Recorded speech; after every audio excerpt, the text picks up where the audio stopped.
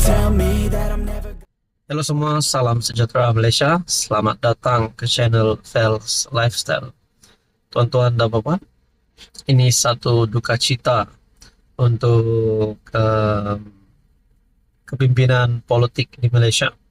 Dan berita duka cita ini akhirnya disentuh ataupun akhirnya sendiri keluar daripada mulut Tun Dr. Mahathir Mohamad.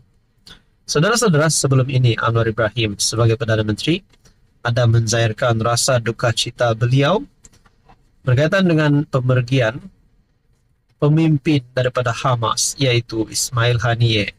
Dan yang terkini, Mahathir pula membuat kenyataan.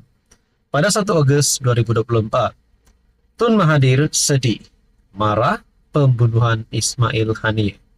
Mungkin kita juga boleh kata ini adalah satu kematian yang mengejutkan Tun Mahathir, kerana beliau sendiri telah mengatakan bahawa beliau sedih dan juga marah dengan pembunuhan ini. Mari kita lihat dalam satu artikel daripada Malaysia Gazette. Bekas Perdana Menteri Tun Dr. Mahathir Mohamad melahirkan rasa sedih dan marah atas pembunuhan Ketua Biro Politik Hamas, Ismail Haniyeh. Menurut beliau, pembunuhan Haniyeh akan kekal sebagai peringatan betapa payahnya negara Israel dan semua pihak yang mendukung rejim Zionis itu adalah hipokrit dan pengganas sebenar. Jelasnya, pembunuhan extrajudicial Israel ke atas pejuang kebebasan Palestin menunjukkan betapa sombong, kejam dan kejinya rejim Zionis itu.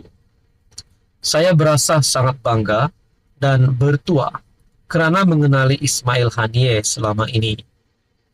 Perjuangan tanpa mengenal penat lelah dalam mendapatkan kebebasan Palestin yang ditunjukkan oleh Ismail Haniyeh adalah sesuatu yang seharusnya diteladani oleh para pejuang kebebasan. Palestin dan seluruh dunia telah kehilangan seorang pemimpin yang hebat dan seorang pejuang kebebasan, katanya dalam ucapan takziah yang disiarkan di laman sosial Facebook.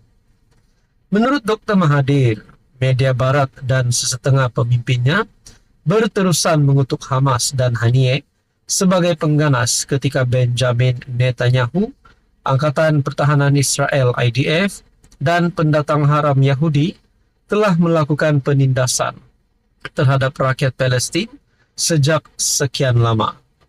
Ujar beliau, sikap hiprokrasi jijik Barat dan sekutu mereka itu adalah sangat memualkan. Saya sangat marah kerana dunia Barat yang sepatutnya boleh melakukan perubahan memilih untuk berdiam diri, boleh malah berpihak kepada Israel dalam tindakan keganasan dan genosid yang dilakukan rejim Zionis itu terhadap rakyat Palestin. Bagaimanapun, ujar Dr. Mahathir, beliau masih berkeyakinan meskipun Israel mungkin telah membunuh Ismail Haniyeh, namun perjuangan pemimpin Hamas berkenaan tidak akan mati dan rakyat Palestin akan memastikan kematiannya tidak menjadi sia-sia. Tambah beliau, rejim Zionis mungkin telah membunuh Ismail Haniyeh, tetapi bukan idea dan apa yang diperjuangkan beliau. Kepada keluarga Ismail Haniyeh, terimalah ucapan takziah saya yang sedalam-dalamnya atas kehilangan seorang lelaki yang luar biasa. Kepada Hamas dan rakyat Palestin, Anda telah kehilangan seorang pemimpin yang hebat, seorang yang berani dan berpegang kepada keyakinan. Itulah menurut Tun Mahathir. Anda boleh lihat pada artikel Malaysia Gazette. Halo semua, salam sejahtera Malaysia, tuan-tuan dan puan. Selamat datang ke channel Fels Lifestyle. Terima kasih kerana terus setia dan bersama di dalam channel ini.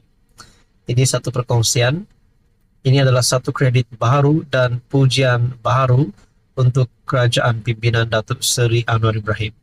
Dan secara peribadi ini mungkin jadi penyebab kepada penyokong-penyokong PN akan melompat parti dan terus menyokong kerajaan Pakatan Harapan Barisan Nasional.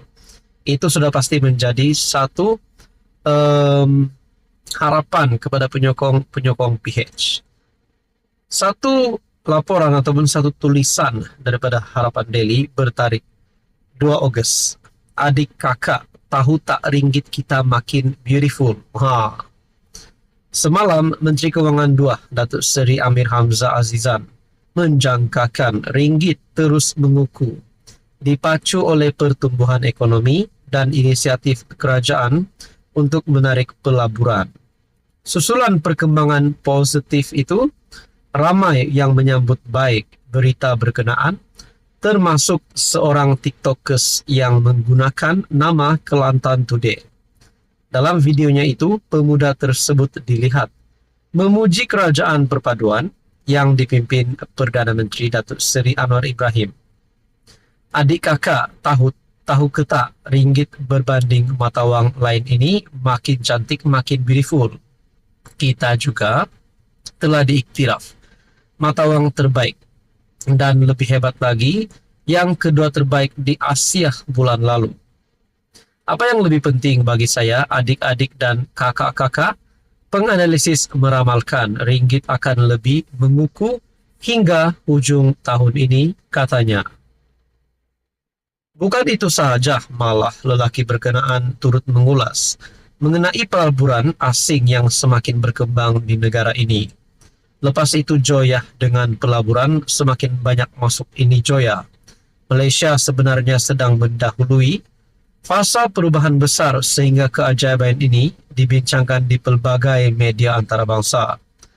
Kerajaan kita ni tak nampak gopoh. Mereka sangat berhati-hati dalam mengejar kemajuan. Sebagai contoh, selepas subsidi telur, ayam dan diesel dialihkan, majoriti rakyat hampir tidak terasa akan kenaikan harga barang yang mengejut. Malah harga ayam dan telur semakin stabil.